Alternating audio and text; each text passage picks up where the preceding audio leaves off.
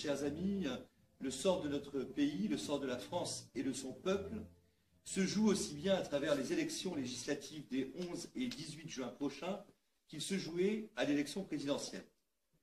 Cette présidentielle, certes, nous l'avons perdue. Elle n'a certes pas été à la hauteur de nos espérances et n'a pas manqué d'en décevoir beaucoup parmi les nôtres. Nous avons tant donné pour la victoire de Marine Le Pen et, si nous n'osions pas tout à fait y croire, nous nous sommes parfois pris à espérer, nourris par l'enthousiasme de l'action militante, mus par la conviction de servir à travers cet engagement les intérêts de notre pays et de nos concitoyens et assurer de la justesse de notre combat. L'heure de la déconvenue est, cela dit, passée, celle de l'inventaire viendra. Le combat, quant à lui, se poursuit et de plus belle.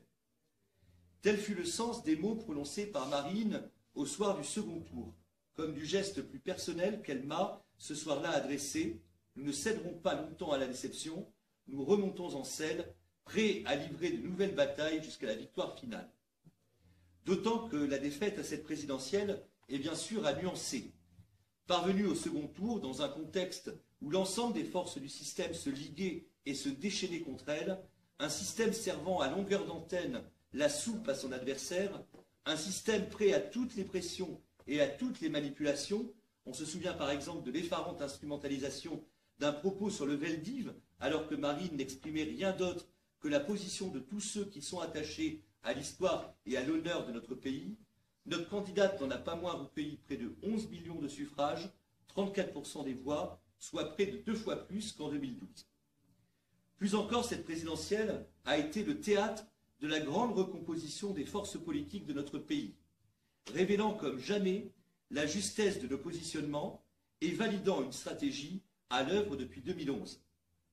Souverainistes, patriotes, résolument sociaux, authentiquement républicains, les adversaires contre lesquels nous menons le combat, eux sont mondialistes, européistes, ils se proclament de la droite comme de la gauche, ils sont ceux pour qui la France importe peu ou n'importe plus, ceux qui bradent sa souveraineté et organisent la dissolution de son identité, ceux qui préfèrent voir en l'Europe son avenir, pour reprendre le triste mot de Mitterrand, quitte à la maintenir sous le joug d'une monnaie foncièrement inadaptée à son économie, incitant aux délocalisations, affaissant la croissance, produisant toujours plus d'austérité et de misère sociale. Oui, cette présidentielle aura eu l'immense mérite de la clarté. Elle a révélé aux yeux de tous la nature du seul vrai clivage qui soit, celui qui sépare et oppose les mondialistes qu'ils sont aux patriotes que nous sommes. Et si les mondialistes, les chantres de l'austérité et de la casse sociale, ceux de l'abaissement du niveau de vie des Français, de la relégation et de l'effondrement de la France, le système de l'élite mondialisée qui a non seulement totalement tourné le dos au peuple, mais agi plus encore avec constance et application contre ses intérêts, si le système est parvenu par cette présidentielle à se maintenir au pouvoir, ce n'est certes pas pour que nous, les patriotes, nous les républicains authentiques, consentions à assister passivement au spectacle des catastrophes qui s'annoncent et qui viennent. Le devoir sacré qui au contraire nous est fait, c'est de jeter nos forces, toutes nos forces, dans cette nouvelle bataille des législatives, de sorte à construire l'opposition parlementaire la plus large possible, une force d'opposition à ce que ce gouvernement réserve à la France et aux Français, gouvernement dont la physionomie confirme d'ailleurs nos pires inquiétudes. J'ai souvent, au cours de la précédente campagne, posé une question aux indécis que je rencontrais. Je leur demandais d'imaginer dans quel état se trouverait la France si elle devait subir 5 années supplémentaires de hollandisme. Eh bien, malheureusement pour elle, malheureusement pour vous et pour nous tous, nous y sommes. Et ce que nous devons à nos compatriotes, c'est justement donc d'incarner pleinement le rôle d'opposition, d'être dans la prochaine Assemblée nationale l'opposition même, une opposition vigoureuse et résolue, et qui en même temps portera les promesses de la seule véritable alternative que nous continuerons sans relâche de préparer, l'alternative patriote. Car c'est certain, le sort de notre pays, le sort de la France et de son peuple se joue bel et bien au travers de ces élections législatives, notre bataille présente. Et c'est là en particulier tout le sens de la candidature que je présente au suffrage des habitants de la 4e circonscription de Loire-Atlantique, candidat républicain et patriote, candidat soutenu par Marine Le Pen dans cette circonscription. J'exercerai à l'Assemblée nationale mon mandat de député de la Nation en participant de cette opposition, en tenant à chaque instant le rôle d'une opposition vigilante, constructive autant qu'elle pourra l'être, offensive autant qu'elle devra l'être, dans le seul souci de l'intérêt général.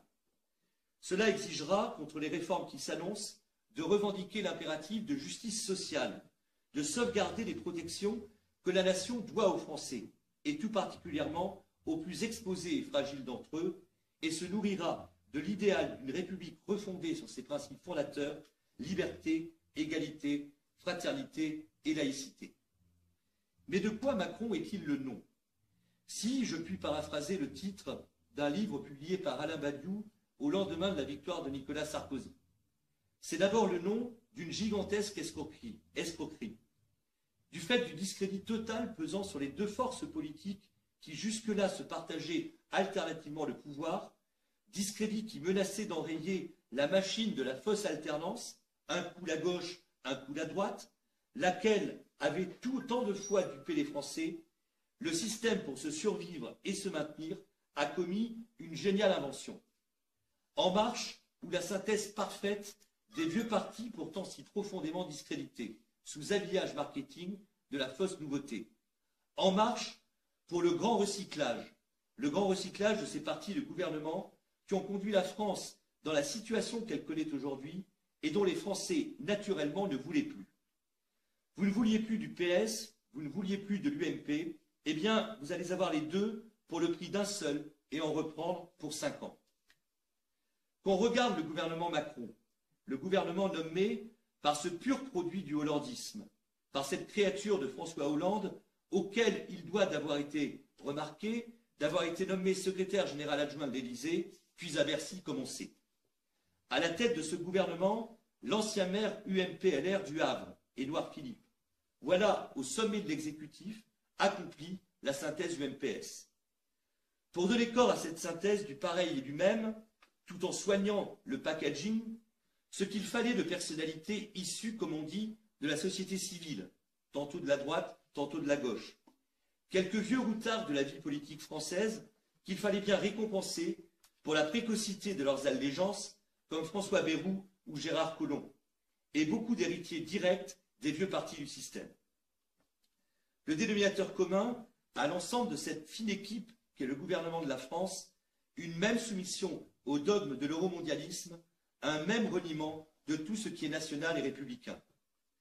Qu'on songe seulement que Sylvie Goulard, ministre des Armées, qui fit auparavant carrière au sein des institutions européennes et dont la mission consistera à préparer l'Europe de la défense, confiait au député Jacques Miard ne pas se sentir française.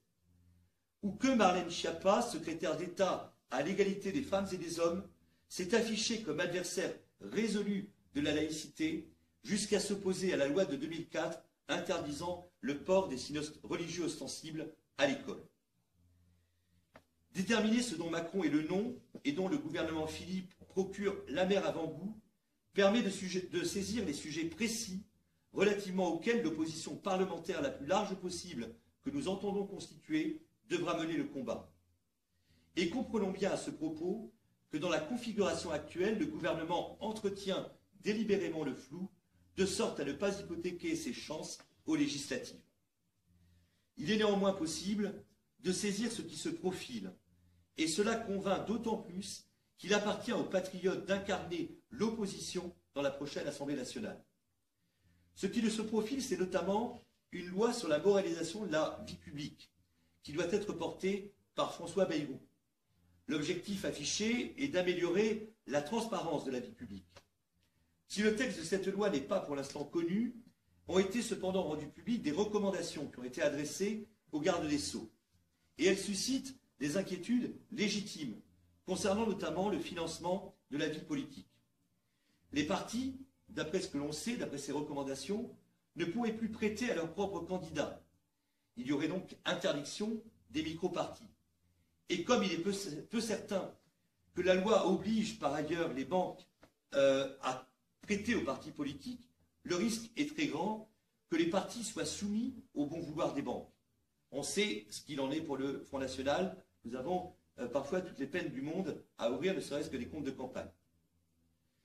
Ce qui se profile, c'est aussi une nouvelle loi travail. En l'espèce, il est possible que l'Assemblée nationale n'ait pas à se prononcer sur ce point, puisque ce qui se profile justement, c'est de légiférer par ordonnance. Rien de précis, mais les perspectives de la réforme n'en sont pas moins connues. Il s'agirait, par cette nouvelle loi travail, d'amplifier la loi El Khomri, en faisant primer les accords d'entreprise sur les accords de branche en matière de salaire ou de temps de travail particulièrement. Face à cette nouvelle atteinte au droit du travail, il nous faudra aussi incarner une opposition des plus résolues et des plus intransigeantes. Une autre réforme qui se profile, c'est la réforme fiscale. Il semble que soit dans les cartons une augmentation de 1,7 point de la CSG, ce qui affecterait tous les retraités gagnant plus de 1 200 € par mois. Quand, dans le même temps, une réforme de l'ISF semble elle aussi se profiler, de l'ISF serait sorti, de l'assiette de l'ISF serait sorti le capital financier, qui inclut donc les actions. Ce qui est en marche, en l'occurrence, ce n'est rien d'autre que la justice fiscale. Enfin, Macron étant favorable à la fédéralisation de la zone euro, il entend, malgré les réticences de l'Allemagne, promouvoir la mise en place d'un budget commun de la zone euro. Cela laisse craindre un futur impôt européen qui devrait être levé sans contrôle des États, lequel représenterait un nouveau coin enfoncé dans notre souveraineté fiscale et léserait un peu plus la France et les Français qui recevraient encore moins que leur contribution. Plus sera important le nombre de députés macronistes et leurs affidés, et l'on continuera d'assister aux allégeances multiples et variables en provenance des deux partis déchus, l'UMP et le PS, et plus ces inquiétantes perspectives deviendront réalité. C'est pourquoi l'impératif absolu de ces législatives est d'assurer la présence la plus large possible, donc, sur les bancs de l'Assemblée, de députés patriotes et républicains formant un groupe dont, nous y comptons bien, Marine Le Pen assurera la présidence. Dans la 4e circonscription, nos adversaires les plus crédibles sont tous, au fond, favorables aux catastrophiques réformes qui s'annoncent. Un Dominique Raimbourg qui ose se réclamer du PS puisqu'il entend capitaliser les suffrages sur son nom propre, assume de facto un bilan de 5 années de hollandisme de ce système que va perpétuer évidemment le macronisme. La centriste Isabelle Mérand, que je côtoie au Conseil régional dans la commission éducation-lycée, qui est l'incarnation de la vraie droite molle, qui n'incarne évidemment en l'état actuel qu'une pseudo-opposition, qui sera évidemment aussi éphémère qu'une élection. Ces gens-là, c'est l'évidence, sont les représentants de ceux qui ont failli, surtout, et qui sont comptables de la situation dans laquelle se trouve aujourd'hui la France et les Français. Un pouvoir d'achat en berne, une austérité croissante imposée par Bruxelles, une misère sociale sans précédent, la dilapidation de nos services publics, une immigration massive, la montée des communautarismes et une insécurité et une menace terroriste sans précédent.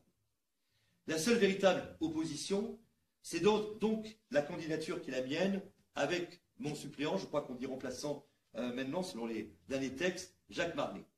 Alors, les 11 et 18 juin prochains, amplifiez la dynamique des présidentielles, votez et faites voter, ici comme partout, pour les candidats patriotes et républicains, faites entrer la France à l'Assemblée.